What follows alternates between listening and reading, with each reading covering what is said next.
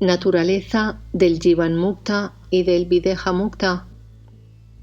Rama preguntó al respecto: Señor, ¿cuáles son las características del Jivanmukta y del Videhamukta?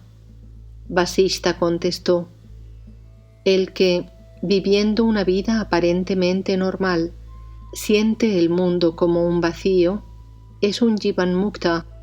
Aunque está despierto, disfruta de la calma del sueño profundo y no es afectado en absoluto por la euforia o la depresión. Vive despierto, pero en realidad está en sueño profundo, porque no está despierto con respecto al mundo. Su sabiduría no es enturbiada por las tendencias latentes, vasanas. Aunque parece seguir afectado por los avatares del temor y la fortuna, es libre como el espacio, pues su inteligencia no se siente atraída por la acción ni por la inactividad. No teme a nadie y nadie le teme a él. Eso es un Jivanmukta o liberado en vida. Cuando abandona el cuerpo se convierte en Videhamukta. Existe, pero no existe. No es yo ni otro. Es el sol que brilla allá arriba. Vishnu, que a todos por igual protege. Rudra, que a todos aniquila y redime. Brahma, que crea a todos sin cesar. Es el Akasha, la tierra, el agua, el aire y el fuego, los 5 elementos a la vez. De hecho, es la conciencia cósmica, la verdadera esencia de todos los seres. Él, y solamente Él, es todo lo que ha sucedido en el pasado, lo que sucede en el presente y lo que sucederá en el porvenir. Eso es el Videhamukta, o liberado que ha superado la encarnación física. Rama preguntó entonces: Señor, mi percepción está deformada por la memoria. ¿Cómo puedo captar ese estado que intentas mostrarme?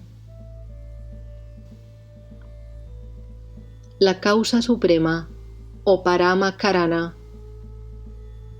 Vasishta respondió: lo que se conoce como liberación o nirvana es el ser absoluto que existe en soledad.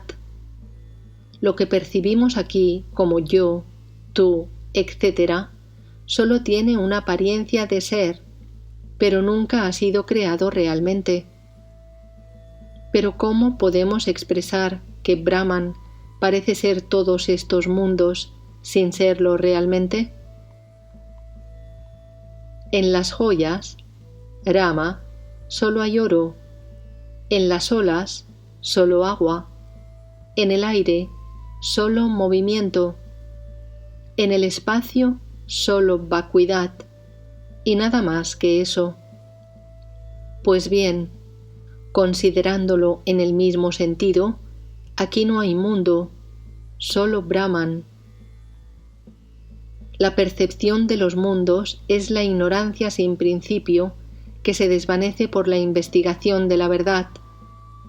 Solo lo que ha nacido puede morir. Este mundo, aunque parece haber sido creado, no ha nacido realmente, y por esa razón tampoco puede concluir. Esta es la verdad que pretendemos exponer en este tratado de la creación. Sobre la disolución cósmica o estado de pralaya. Cuando se produce la disolución cósmica, todo lo que parecía existir desaparece. Entonces solo queda el infinito. No es vacío ni forma, espectáculo ni espectador. No podemos decir que existe o que no existe. No tiene oídos, ni ojos, ni lengua, y sin embargo saborea, ve y oye. Es incausado e increado, pero es la causa de todas las cosas, como el agua es la causa de las olas. Esta luz eterna está en el corazón de todos los seres, y en esa luz brillan los tres mundos como un espejismo. Cuando ese infinito se estremece, los mundos parecen nacer. Cuando deja de vibrar y queda quieto, los mundos parecen sumergirse en la nada. Cuando una antorcha gira velozmente, parece formar un círculo de fuego, pero cuando la mantenemos quieta, el círculo se desvanece. En vibración o en reposo, el infinito es siempre idéntico, el mismo en todas partes. Mientras no comprendemos esta sencilla verdad, somos víctimas de la ilusión. Cuando la realizamos, se desvanecen todos nuestros anhelos y con ellos nuestra angustia injustificada y estéril. De este infinito surge el tiempo y de éste la percepción de los objetos. La acción, la forma, el gusto, el olor, el sonido, el tacto y el pensamiento no son más que él mismo, y la causa por lo que conoces las cosas también es él. Está en el que ve, en lo visto y en la visión. Cuando lo conoces, realizas tu propio ser. Rama preguntó entonces con curiosidad: Sagrado Señor, ¿cómo puede decirse que no está vacío ni lleno, que no está iluminado ni oscuro? Esas expresiones parecen contradictorias y solo consiguen confundirnos. Vasishta respondió: Ahora, querido Rama, estás formulando preguntas improcedentes. Voy a explicarte su significado correcto. Tanto si consideras el mundo real como si lo consideras irreal, es inherente a este absoluto, como la imagen todavía no esculpida es inherente al bloque de mármol del que va a surgir, y por lo tanto no podemos decir en estricto sentido que esté vacío, sunya. El absoluto no está vacío de mundo. Como en un océano en calma, no podemos decir que no haya olas. Por supuesto, estos ejemplos solo tienen una aplicación metafórica y sería exagerado tomarlos al pie de la letra, porque la estatua surge en el bloque de mármol cuando alguien la esculpe, mientras que este mundo aparente no ha sido esculpido por otro, no ha sido creado por nadie. En verdad, este mundo ni surge del absoluto ni se funde finalmente en él. Lo único que existe ahora y siempre es el absoluto, nada más. Cuando lo pensamos como un vacío, surge inmediatamente en nosotros el sentimiento de que no está vacío, pero cuando lo pensamos como algo que no está vacío, surge en nuestra mente la idea de vacío. El significado de las palabras vacío, sunya, y existencia, asunya, es ficticio y meramente verbal, porque de la nada nada puede surgir. El absoluto es inmaterial, y las fuentes materiales de luz, como el sol abrasador y el fuego temible, no pueden iluminarlo, pues es autoluminoso y no oscuro e inerte como la materia.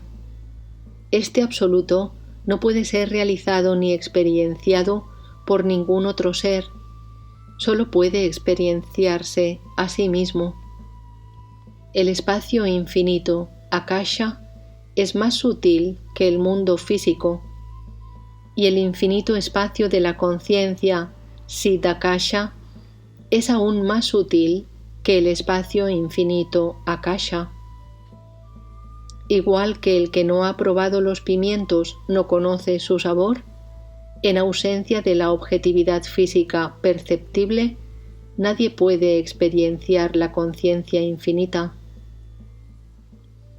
Pero la conciencia parece entonces inconsciente, y el mundo se experiencia aquí como un conjunto de objetos materiales e inertes. Como en un océano intangible se pueden ver olas y ondulaciones tangibles, En el Brahman sin forma se ve el mundo lleno de formas. Del infinito solo surge el infinito y existe en él como tal infinito. El mundo no ha sido creado jamás y es idéntico a aquello de lo que ha brotado. Cuando la noción de ser se consume por la ausencia del combustible de los pensamientos, lo que queda es el infinito, nunca dormido ni inconsciente. En ausencia de la mente, el conocimiento, el conocedor y lo conocido existen formando una unidad. Eso es el infinito, eso es Brahman. Rama intervino de nuevo. Señor, durante la disolución cósmica, este mundo que ahora vemos tan claramente, ¿a dónde va? Vasishta respondió sin inmutarse. ¿De dónde viene y a dónde va el hijo de la mujer estéril? El fingido hijo de una mujer estéril no tiene existencia y por lo tanto no va a ningún lado ni viene de ninguna parte.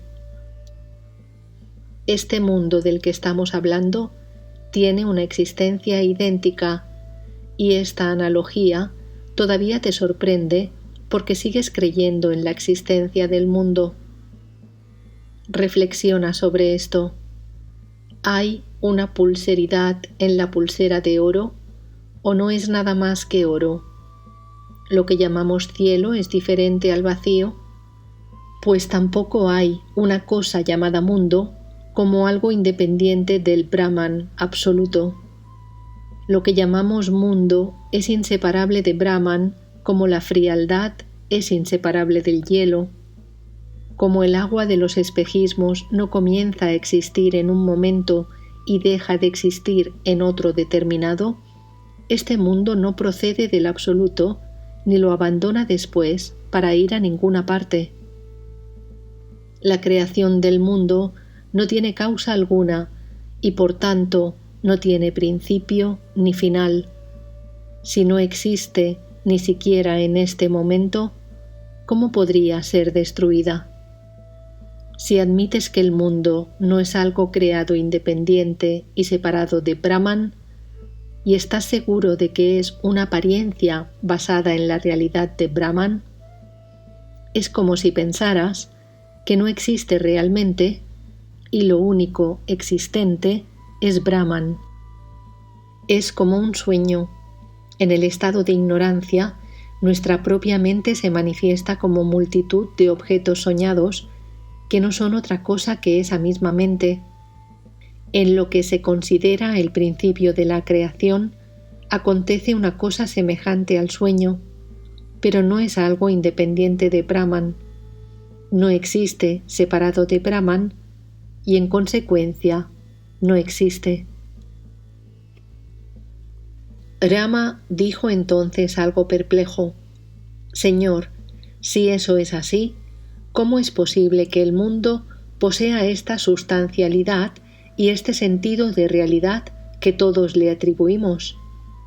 Mientras existe el perceptor, existe lo percibido, y la liberación solo tiene lugar cuando ambos llegan a su fin. En el espectador surge una creación objetiva tras otra, porque un espejo limpio no puede dejar de reflejar alguna imagen. Cuando se comprende la inexistencia de lo creado, el espectador deja también de existir. Pero esa comprensión es tan difícil de conseguir. Te ruego que me ayudes. Vasishta dijo con ademán compasivo: Querido príncipe, te libraré de esas dudas con la ayuda de una metáfora que te hará comprender la inexistencia de la creación y te permitirá conseguir una vida iluminada y dichosa. Voy a explicarte cómo parece surgir esta creación del puro ser cósmico no dual, igual que aparecen los sueños en la conciencia del que duerme. Escucha con atención.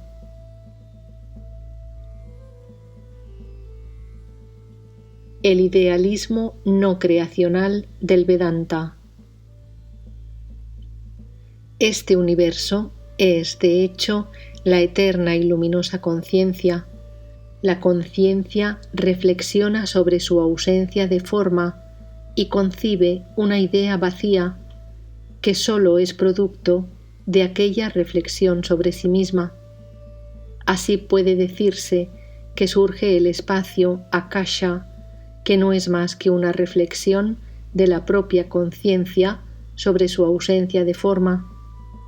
Después de largo tiempo, cuando la conciencia del espacio vacío se consolida en el ser infinito, brota en su interior la mente cósmica o Hiranyagarbha, el huevo dorado, en donde laten todas las demás formas que animan el universo, y el infinito parece abandonar su estado de tranquilidad suprema para determinarse como jiva o mente individualizada. Incluso entonces, a pesar de esta reflexión primordial, Brahman no sufre ninguna transformación y continúa siendo infinito. En este Akasha original, la facultad del sonido se manifiesta por sí sola como el primer Tanmatra. Entonces surge el sentimiento del ego, Ahamkara, que aparece estrechamente unido al factor que conocemos como tiempo. Todo esto sucede simplemente por el pensamiento creador inherente al ser cósmico, Jiva o Hiranyagarbha, y no por una transformación substancial del inmutable Brahman. Por la acción de este pensamiento creador, Chit Shakti, aparece luego el aire. En ese momento, los Vedas comienzan a existir. La conciencia que permanece en el interior de todo esto se llama Jiva y produce a continuación el resto de los Tanmatras. Hay 14 niveles de existencia y cada uno posee su propio género de habitantes, pero todos ellos son meras manifestaciones del pensamiento creador Chit Shakti de la conciencia. De este modo, cuando esta conciencia piensa «yo soy luz», surgen las fuentes luminosas como el sol, el fuego, etc. De forma similar, son creados el agua y la tierra. Estos Tanmatras y los respectivos elementos o bhuta se ponen a actuar unos sobre otros, desdoblándose como experienciador y experiencia, y toda la creación comienza a existir como las olas que estremecen la superficie del océano. Tan sutilmente tejidos y entrelazados están estos elementos entre sí que no pueden separarse unos de otros hasta la disolución cósmica pralaya. Aunque estas apariencias materiales son siempre cambiantes, la realidad sigue existiendo sin cambios. En el momento en que se unen a la conciencia, los Tanmatras se convierten en sustancias físicas materiales, bhutas, aunque en realidad no son más que esa misma conciencia infinita que no sufre cambio alguno.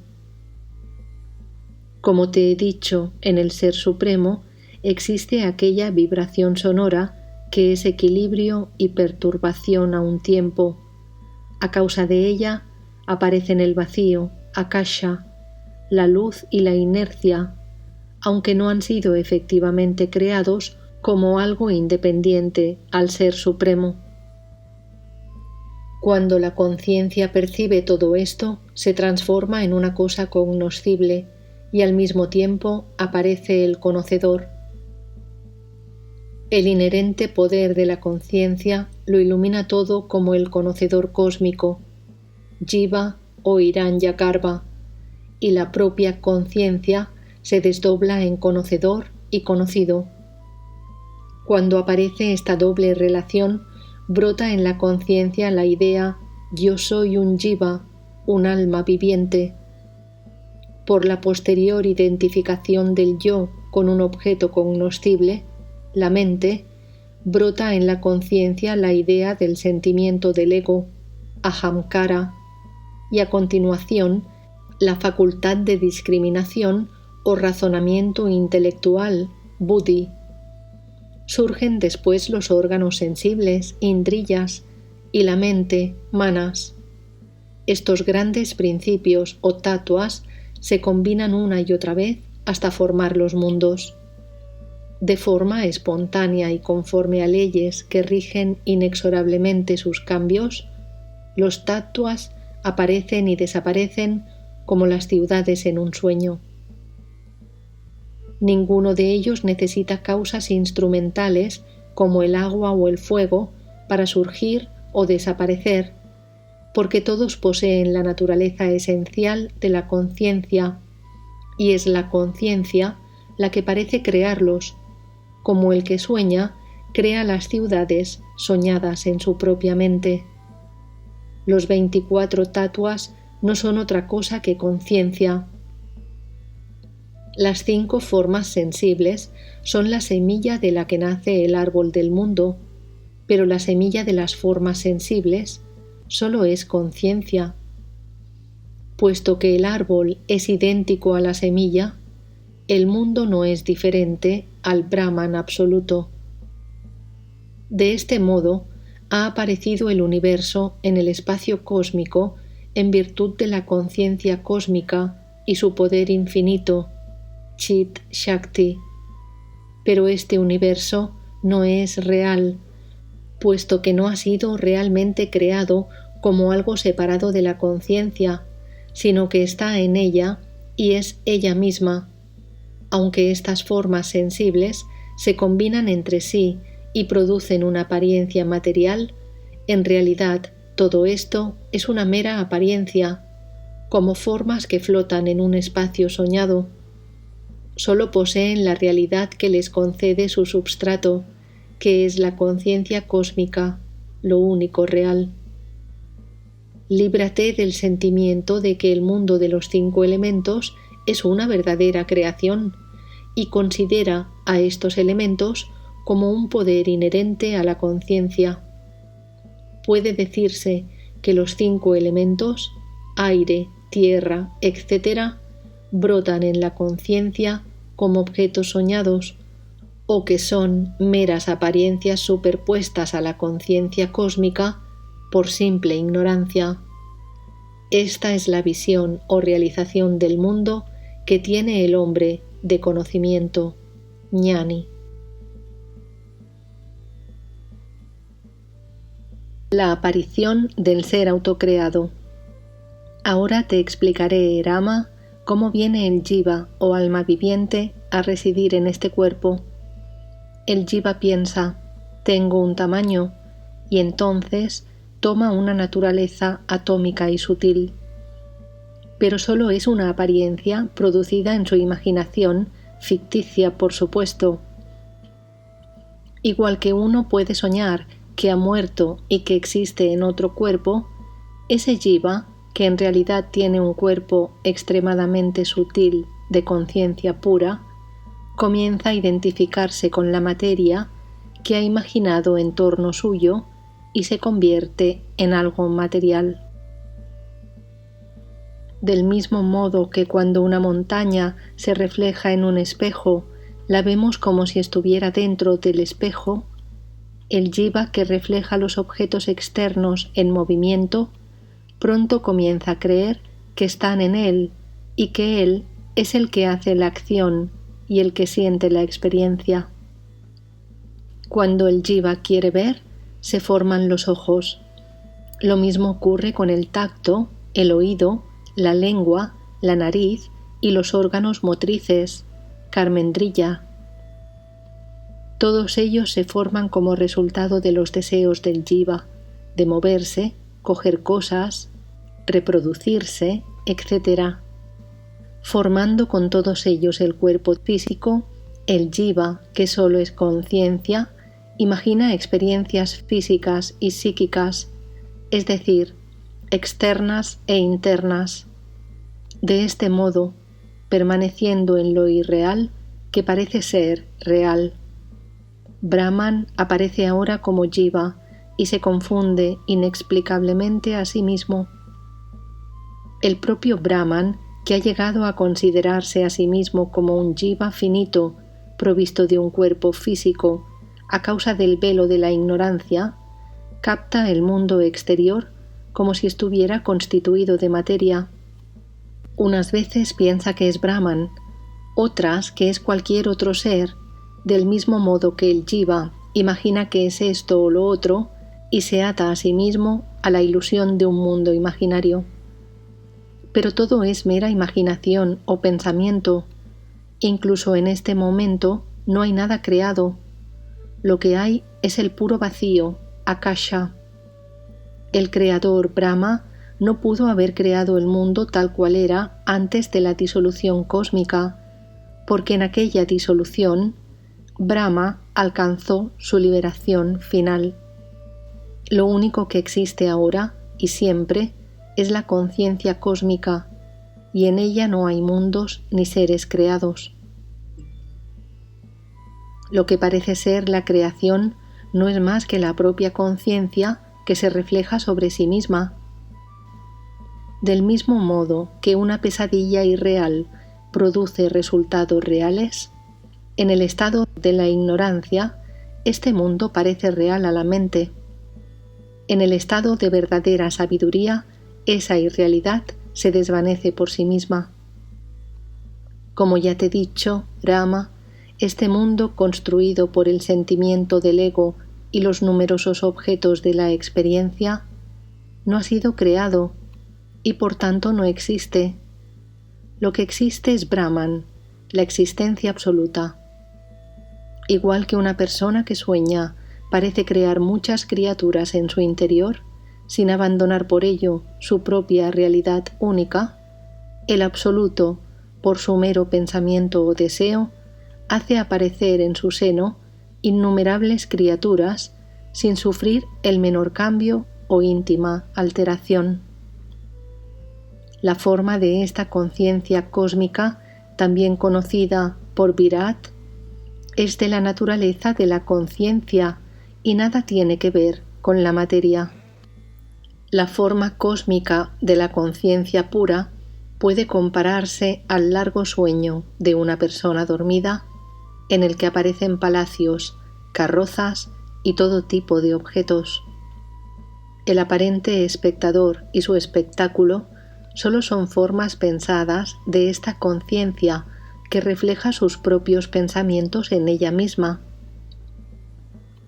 El ser cósmico solo existe de nombre y se multiplica también nominalmente. El ser cósmico, que es una forma pensada, produce nuevos pensamientos de los que surgen infinidad de formas también pensadas. Como una lámpara enciende otras lámparas, y todos esos seres son iguales que el primer ser cósmico a causa de cuya vibración mental aparecieron.